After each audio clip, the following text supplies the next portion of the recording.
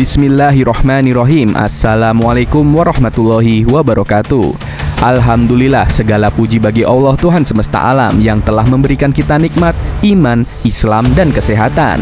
Sholawat serta salam semoga senantiasa tercurah kepada Nabi Muhammad SAW, Nabi yang menjadi rahmat bagi seluruh alam, beserta keluarga beliau, sahabat beliau, dan kita semua sebagai umatnya yang senantiasa berusaha mengikuti teladan beliau. Mari kita sampaikan sholawat kepada Nabi Muhammad SAW dengan membaca Allahumma sholli ala Sayyidina Muhammad wa ala ali Muhammad. Bagi para jamaah yang menonton atau mendengarkan, silahkan tulis sholawat di kolom komentar sebagai bentuk kecintaan kita kepada Nabi Muhammad SAW. Atau jika tidak bisa menulis, mari lafalkan di dalam hati dan lisan kita sebagai tanda cinta kepada Sang Kekasih Allah. Nah, para pendengar yang dirahmati Allah, pada kesempatan ini kita akan membahas topik yang sangat penting dan mendasar dalam agama kita, yakni tentang madzi dan mani, dua cairan yang seringkali menimbulkan tanda tanya bagi banyak orang, terutama dalam kaitannya dengan taharoh, yaitu kesucian. Pemahaman mengenai madzi dan mani sangatlah penting karena mempengaruhi kesucian diri yang menjadi syarat untuk melaksanakan ibadah seperti sholat dan membaca Al-Quran. Pertama-tama kita akan membahas dulu nih tentang madzi. Madzi adalah cairan bening, lengket, dan tipis yang keluar dari kemaluan kita ketika seseorang terangsang secara seksual, baik karena pikiran atau saat bercumbu. Nah, madzi ini keluar tanpa adanya dorongan atau ejakulasi penuh. Jadi, keluarnya madzi tidak disertai dengan perasaan puas atau klimaks seperti mani. Dalam hal hukum, madzi dikategorikan sebagai najis ringan. Madzi wajib dibersihkan, baik dari tubuh maupun pakaiannya. Nah, para ulama menyatakan bahwa ketika madzi keluar, seseorang diwajibkan mencuci kemaluannya dan mengganti atau mencuci bagian pakaian yang terkena madzi. Setelah membersihkan bagian yang terkena najis, orang tersebut cukup wudhu kembali tanpa harus mandi wajib.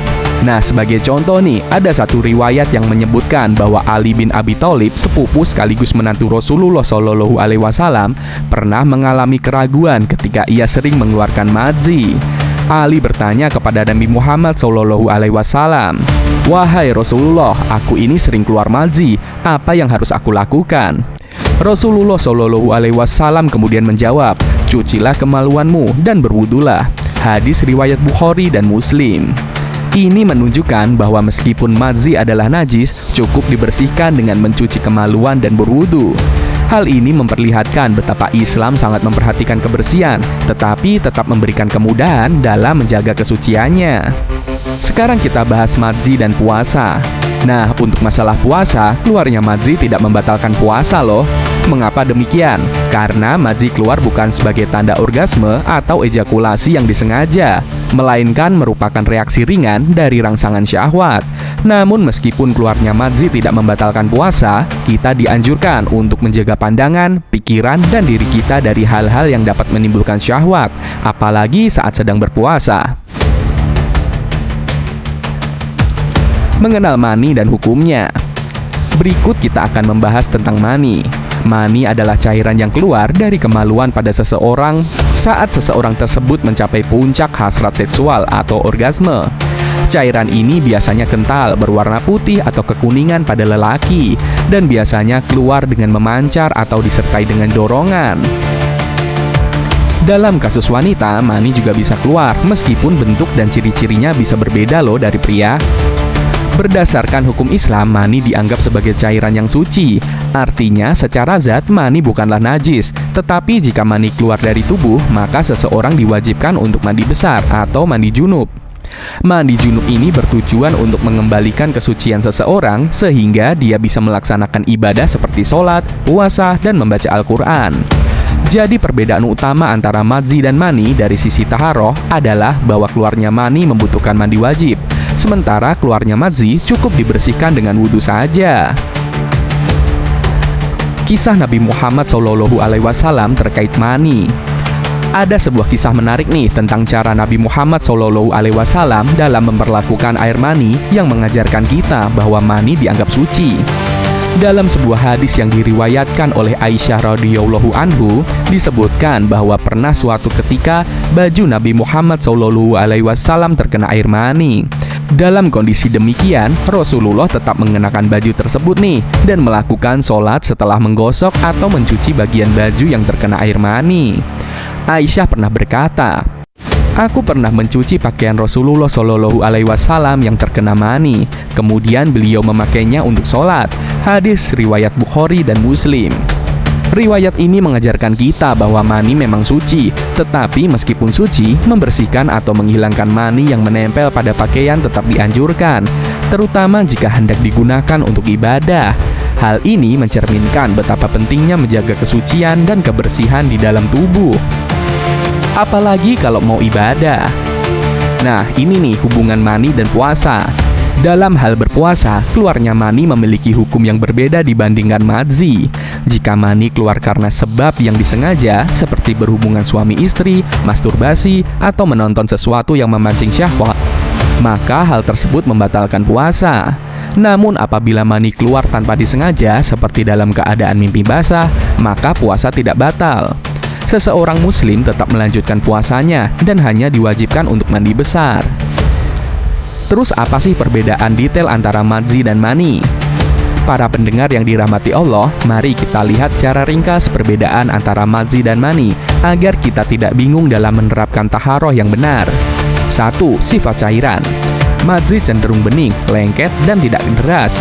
Mani itu lebih kental, berwarna putih atau kekuningan, dan keluar dengan dorongan. Yang kedua, sebab keluar. Madzi keluar karena rangsangan ringan tanpa orgasme, sedangkan mani keluar pada saat orgasme. Yang ketiga, hukum najis dan tidak. Madzi adalah najis ringan, sementara mani itu suci. Yang keempat, kewajiban bersuci.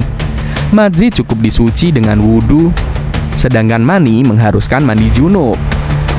Yang kelima, dampak bagi ibadah puasa. Madzi itu tidak membatalkan puasa, sementara keluarnya mani karena sebab yang disengaja itu membatalkan puasa. Nah, terus hikmah dibalik pengaturan toharoh. Jadi para pendengar, dari pembahasan ini kita bisa memahami betapa detailnya Islam mengatur hal-hal yang berkaitan dengan kesucian diri. Setiap aturan tentang taharoh memiliki hikmah yang besar dan membantu kita untuk menjaga tubuh, pikiran, dan jiwa kita dalam keadaan yang bersih dan suci. Ketika kita menjaga kesucian, kita sedang berusaha untuk terus mendekatkan diri kepada Allah, sehingga ibadah yang kita lakukan diterima dan lebih khusyuk. Dalam Islam, kesucian bukan sekedar soal kebersihan fisik, tetapi juga berkaitan dengan kebersihan hati, niat, dan pikiran. Dengan menjaga diri dari hal-hal yang menimbulkan syahwat, kita sedang berusaha mengendalikan hawa nafsu dan memprioritaskan ketaatan kepada Allah. Sebagai penutup, semoga pembahasan kita ini dapat menambah pemahaman kita mengenai pentingnya taharoh, khususnya terkait madzi dan mani. Dengan memahami hukum ini, kita diharapkan mampu menjaga kesucian diri dengan benar, sehingga ibadah kita diterima di sisi Allah Subhanahu wa Ta'ala. Jangan lupa nih, mari kita memperbanyak sholawat kepada Nabi Muhammad SAW sebagai bentuk cinta dan penghormatan kita kepada beliau yang telah membimbing kita dengan segala kesabaran dan kelembutan. Silahkan tuliskan sholawat di kolom komentar atau ucapkan dengan lisan kita, karena sholawat akan menjadi syafaat bagi kita di akhirat nanti. Semoga Allah Subhanahu wa Ta'ala senantiasa menjaga kesucian diri dan hati kita, serta memberikan kita kekuatan untuk selalu taat dan menjalankan ajarannya. Amin ya robbal alamin. Wassalamualaikum warahmatullahi wabarakatuh.